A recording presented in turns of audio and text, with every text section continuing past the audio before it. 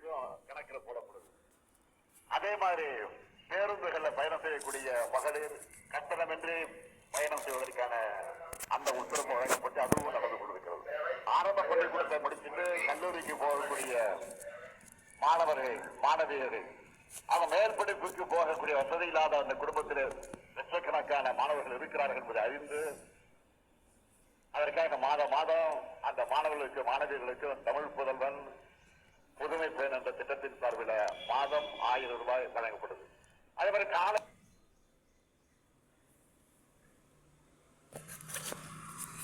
ஐயா ரொம்ப புழுக மூட்டி அமுச்சு விடாத. எதையோ உனக்கு போகிற உழப்பள்ளி நான் ஆரம்பிக்குவேன். அதில் தாமக்கார பொது கட்சிக்காருக்கு வேலை இருக்குது. யாராலையும் எடுக்க முடியாது, நிறுத்த முடியாது. அது திட்டம் இருக்கிற வரையில இந்த அடியை ஸ்டாலினுடைய பெயர் நிலச்சி நிற்கும். அதான் எனக்கு பெருமை, அதான் இந்த இயக்கத்துக்கு பெருமை, அதான் உங்களுக்கு பெருமை.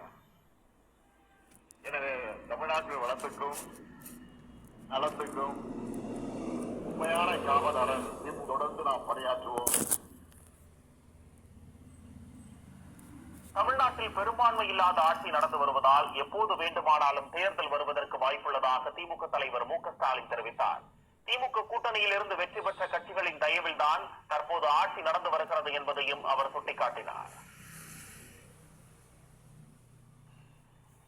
தேர்தல் எப்ப வேண்டுமாலும் வரலாம், விரைவிலே வரலாம், ஒரு 3 மாசம் கழிச்சு வரலாம், ஒரு 6 மாசம் கழிச்சு வரலாம்.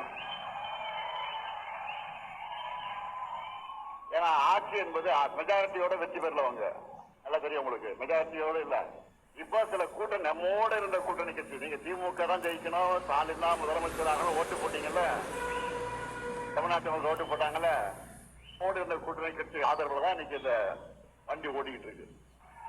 ஓடுகிற வண்டி எங்க போய் நிக்க போகுது தெரியல.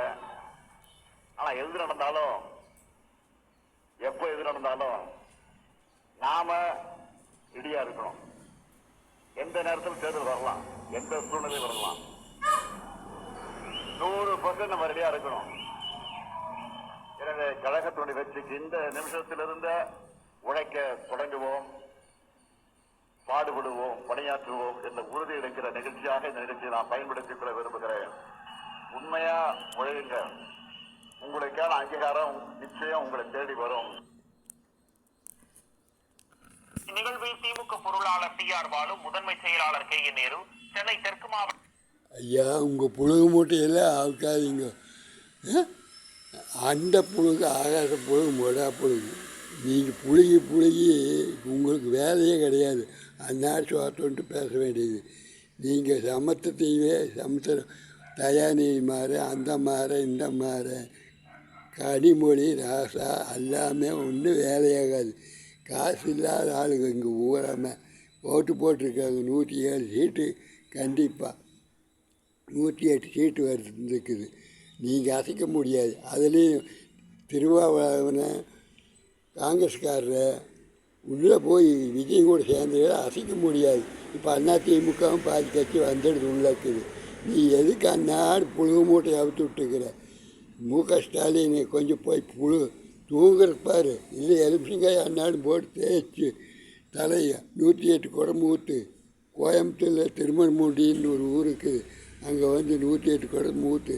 உனக்கு மூளையே ஆறாது. நீ உங்ககிட்ட இருக்கிற காசுக்கு பிரியாணி கிட்ட நின்றுட்டு கை தட்டுறதும் எல்லாம் பண்ணுறாங்க. சாரை கடை விட்டு பண்ணிட்டு காசு மூவிட்டு வருவாங்க.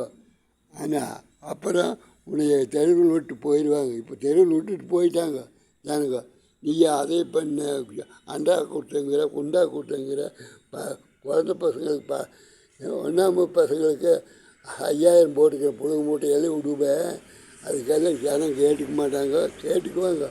இந்த டிவியுமே கருணாநிதி டிவியுமே ஜெயா டிவி அப்புறம் கலைஞர் டிவி எல்லாமே நீங்கள் அன்னாலும் பேசினாலும் அவங்க கேட்டு சேலஞ்சு போய் விஜய் கட்சிக்கு போயிடையோ வரமாட்டாங்க. வெட்டின்னு வேஸ்ட்டாக பேசாத. வணக்கம் உங்களுக்கு கொஞ்சம் கூட மூளையும் நான் பேசுகிறேன்.